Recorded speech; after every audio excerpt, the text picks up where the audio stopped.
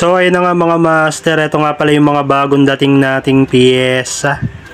Ayan, lahat yan mga master bagong dating.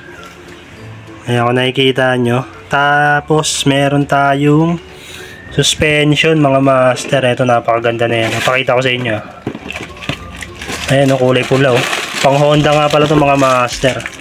Rear suspension.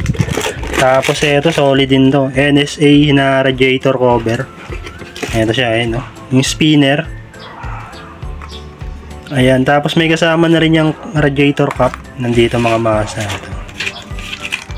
Ayan, tapos kung gusto nyo na mas simple lang ito. Pero spinner din. Ay, meron tayong ganyan. Meron din tayong air filter cover pang Aerox B2 and Max B2. Heat guard pang click. Tapos meron tayong Yamaha na stock.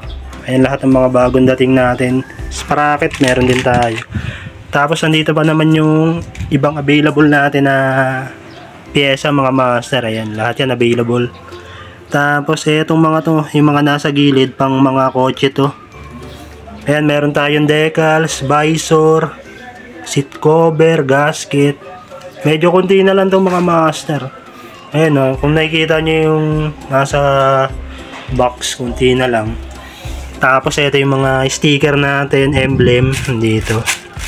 Tapos nandito naman sa lagayan natin yung maliliit nating item. Ayan, nandyan din yung mga ibang stock. Ayan, meron tayong handle grip. Ito, seat cover. Meron din tayong ayan, heat guard pang Honda Beat.